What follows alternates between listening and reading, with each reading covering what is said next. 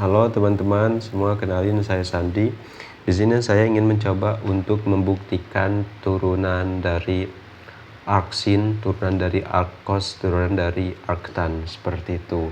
Nah, kita kan tahu bahwa misal kita miliki y sinus x, maka turunan dari tersebut adalah cos x, juga y cos x. Turunan dari y tersebut adalah negatif sinus x, juga y tan x. Turunan dari tersebut adalah 1 plus tan kuadrat x seperti itu. Atau juga ini kan hasil dari cos kuadrat x ditambah sinus kuadrat x per cos kuadrat x, dimana adalah 1 per cos kuadrat x, atau bisa juga turunan dari tan x itu adalah sama dengan secant kuadrat x seperti itu. Dari mana itu? Sebenarnya kalau kita berbicara tentang pembuktian turunan ini sama turunan ini, itu didapatkan dari grafik teman-teman. Itu didapatkan dari perilaku grafik kedua hal tersebut. Juga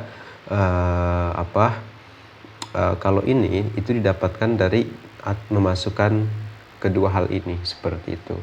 Nah, namun kali ini saya ingin mencoba mendapatkan turunan dari inverse fungsi trigonometri ini, dimana misal jika saya punya y sama dengan arc sin x, yang mana ini kan sama dengan sin inverse-nya x, maka berapa sih turunannya, berapa sih y aksennya, seperti itu. Nah, untuk mendapatkan turunan dari sin inverse-nya x ataupun cos inverse-nya x ataupun tan inverse-nya x, itu kita harus memahami tentang apa yang kita sebut sebagai turunan fungsi komposisi juga fungsi implisit. Dimana kan misal yang fungsi komposisi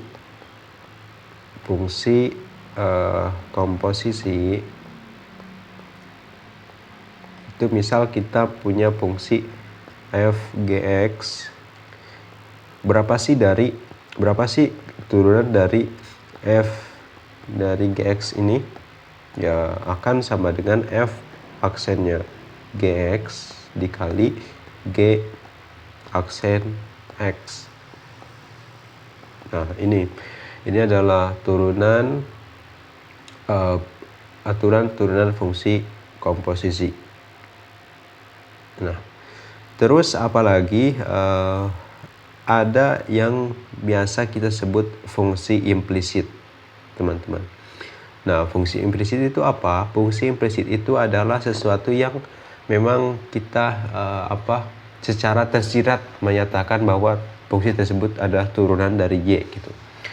Nah, sebenarnya agak susah sih kalau menjelaskan tentang fungsi implisit, tapi saya ingin mencoba menerapkannya di dalam saat saya berproses, bukan saat saya mencoba untuk menghitung ini, untuk membuktikan ini.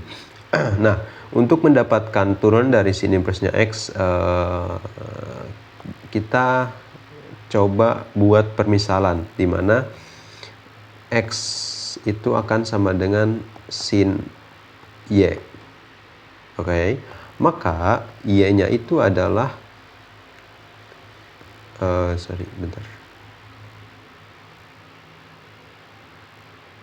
Maka y-nya itu adalah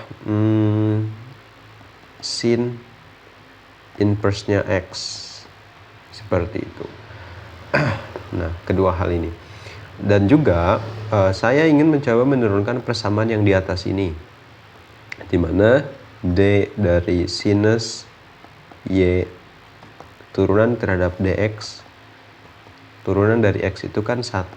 Nah, berapa sih turunan dari d sin y ini?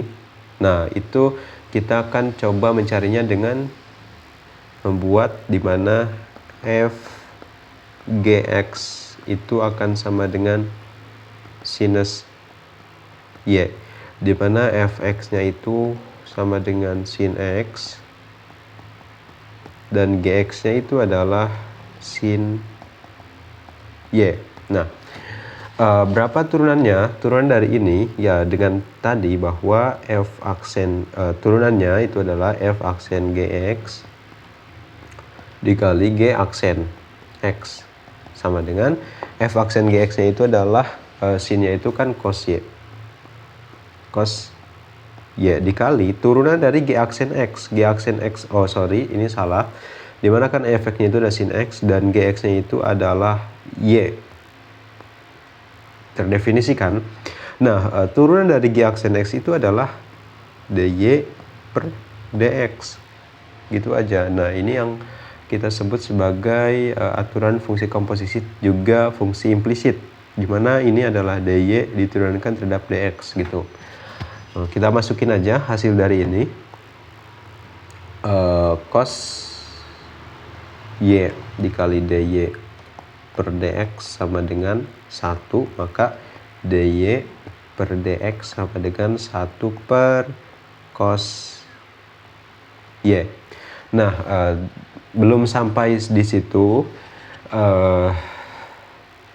dimana kan kita punya identitas trigonometri sin kuadrat y ditambah cos kuadrat y sama dengan 1, maka cos y nya itu sama dengan 1 minus sin kuadrat y diakarkan, maka ubah sama dengan 1 per akar dari 1 minus sin kuadrat y, dimana tadi kan ini x itu sama dengan sin y ya. Bagaimana jika sinnya dikuadratin? Sinnya dikuadratin, ya x-nya juga ikut kuadrat. Yang mana ini akan sama dengan yang ini. Kita masukin deh 1 per akar dari 1 min x kuadrat. Nah, jadi kesimpulannya adalah dimana tadi y-nya itu berapa? Nanti y-nya itu adalah sin inverse x. Sin inverse-nya x dx sama dengan 1 per 1 minus x kuadrat. Nah, inilah teman-teman turunan dari aksin ataupun sin inverse x. Seperti itu. Terus misal kita miliki y sama dengan cos inverse x ataupun arc cos x, berapa sih y aksennya itu? Dengan cara yang sama dan alur yang sedikit berbeda, bukan dan alur yang sama, kita akan coba x itu akan sama dengan cos y dan y nya itu akan sama dengan cos inverse x. Maka akan saya coba untuk turunkan ini, d dari cos y per dx sama dengan d dari cos y per dx sama dengan 1 ya. Nah, dimana misal f gx itu sama dengan cos y, dimana fx nya itu sama dengan cos x dan gx nya itu sama dengan y. Maka turunan dari kedua hal ini, maka untuk turunan dari tulis dulu deh, turunan dari d cos y itu sama dengan f aksen gx negatif sinus y dikali g aksen x dy per dx. Seperti itu. Masukin deh. Maka dimasukin adalah negatif sinus y per negatif sin y per d, enggak per ya, negatif sin y dikali dy per dx sama dengan 1, maka dy per dx sama dengan negatif 1 per sin y. Tadi juga dari identitas trigonometri kan sinus kuadrat y plus cos kuadrat y itu sama dengan 1 ya. Jadi sin Y itu akan sama dengan akar dari 1 min cos kuadrat Y. Seperti itu. Nah, maka masukin aja negatif 1 per akar berapa? 1 min cos kuadrat Y. Dimana kan tadi itu X itu berapa? X itu kan tadi itu cos Y, maka X kuadrat sama dengan cos kuadrat Y. Masukin 1 per negatif 1 per 1 minus X kuadrat. Jadi apa? Jadi Y sama dengan arc cosnya X, turunannya adalah negatif 1 per 1 minus X kuadrat. Hampir sama dengan turunan dari arc sin, tapi ini ada negatifnya di depannya. Seperti itu. Nah, kita lanjut ke aturan ke pembuktian. Misal kita miliki Y sama dengan tan inverse-nya X yang sama dengan arc tan X. Maka berapa sih Y aksennya? Berapa ya? Nah, dengan cara yang sama juga kita buat X sama dengan tan Y. Maka berapa? Kita D tan Y dx sama dengan 1. Nah, Oke. Setelah itu bentar. Oke. Setelah itu kita cobakan misal f gx, jangan di sini ya. Sebelah sini deh. Sebelah sini. Misal f gx itu tan y, dimana fx-nya itu sama dengan tan x dan gx-nya itu sama dengan y. Seperti itu. Juga apa?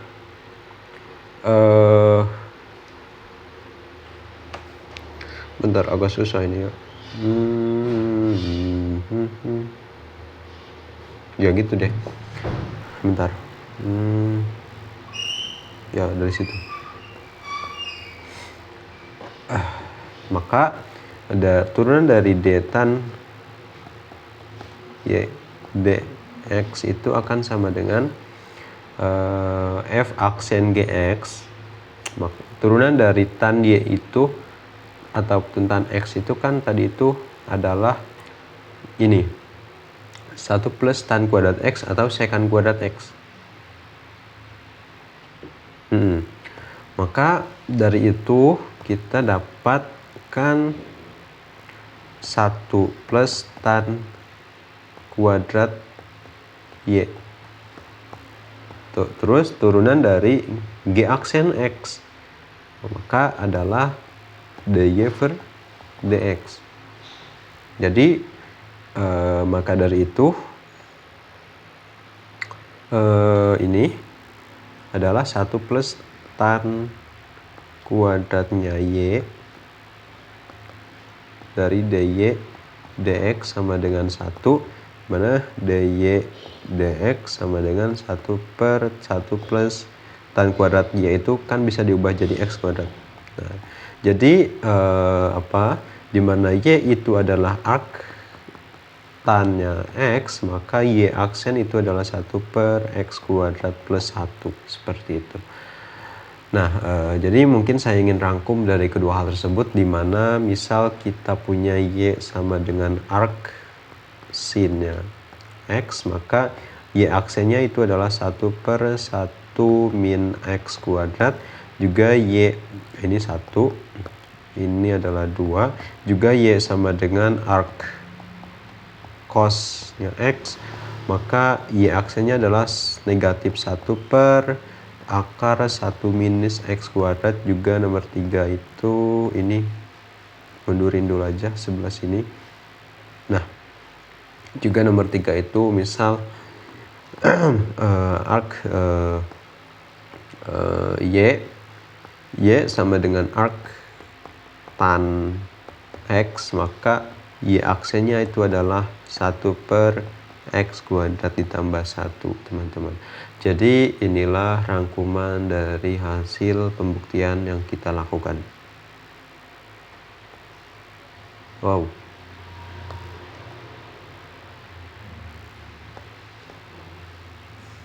Seperti itu.